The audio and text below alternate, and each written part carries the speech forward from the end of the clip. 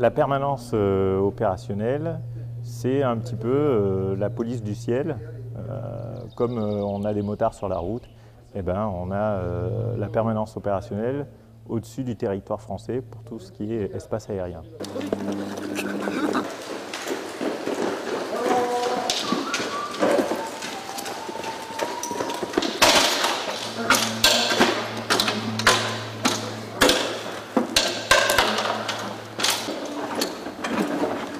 C'est une mission qui comporte principalement 3 volets.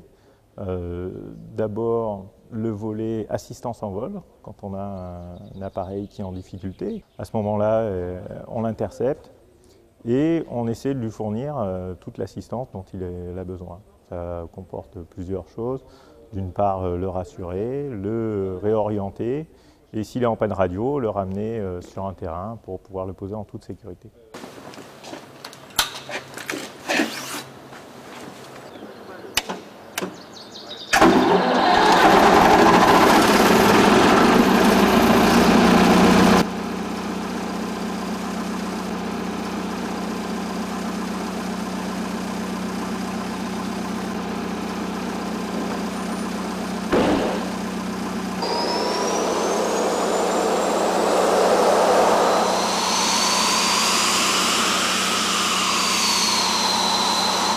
Un deuxième volet est les mesures de renseignement.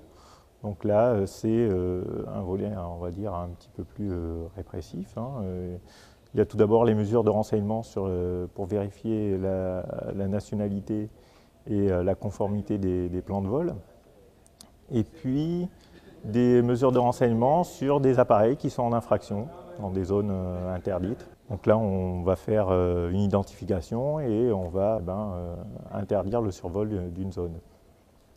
Et ça amène au troisième volet qui sont les mesures de contrainte, où là, on va rerouter un avion ou le dérouter sur un terrain, voire aller jusqu'à un tir de semonce et un tir de destruction si le besoin s'en ressent. On ne sait pas sur quelle va être notre mission à l'avance, donc on doit être très très réactif.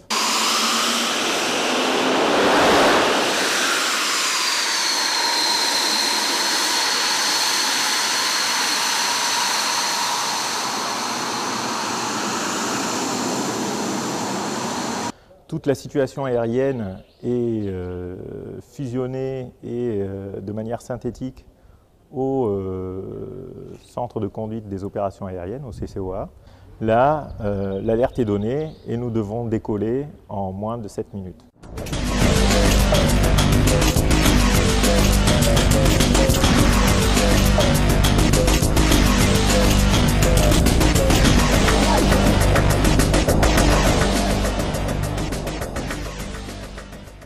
Alors, dès que je suis rentré de mission, les mécaniciens s'affairent autour de l'avion pour faire le plein, repréparer l'armement et pour rendre l'avion le plus tôt possible opérationnel pour qu'à nouveau on soit prêt et en alerte.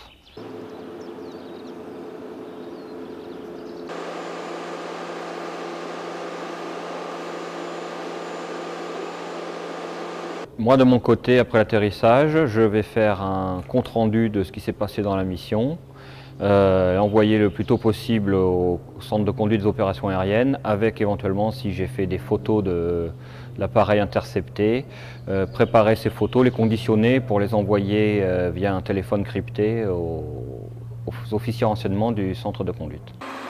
Oui, bonjour, commandant Arnaud. C'était pour vous dire que c'est Marco 17 qui passe en 7 minutes. Voilà. Et la piste, s'il vous plaît?